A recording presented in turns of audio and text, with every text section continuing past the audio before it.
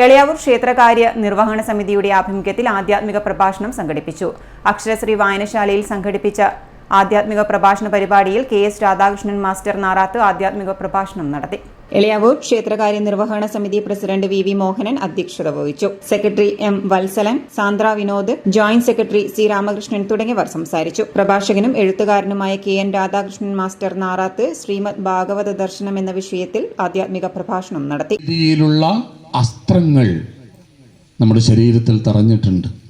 അതെല്ലാം ഇവിടെ ഇഹലോകത്തുനിന്ന് തന്നെ ഒഴിഞ്ഞു പോകണം.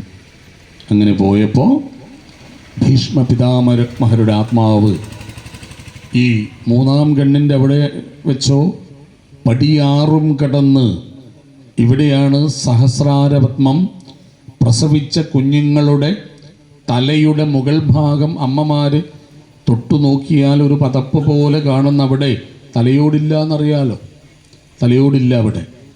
അതിലൂടെയാണ് പ്രാണൻ ആത്മാവ് അകത്ത് കടന്നത്.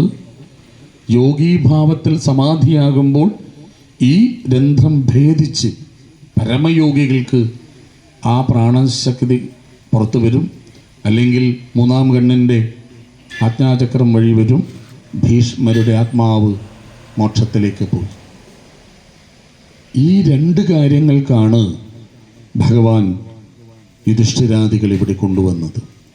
അവിടെ ഞാൻ രണ്ട് ദുഃഖങ്ങൾ പറഞ്ഞുകൊണ്ടാണ് പ്രഭാഷണം തുടങ്ങിയത്. യുധിഷ്ഠിരൻ്റെ ദുഃഖം തീർന്നു.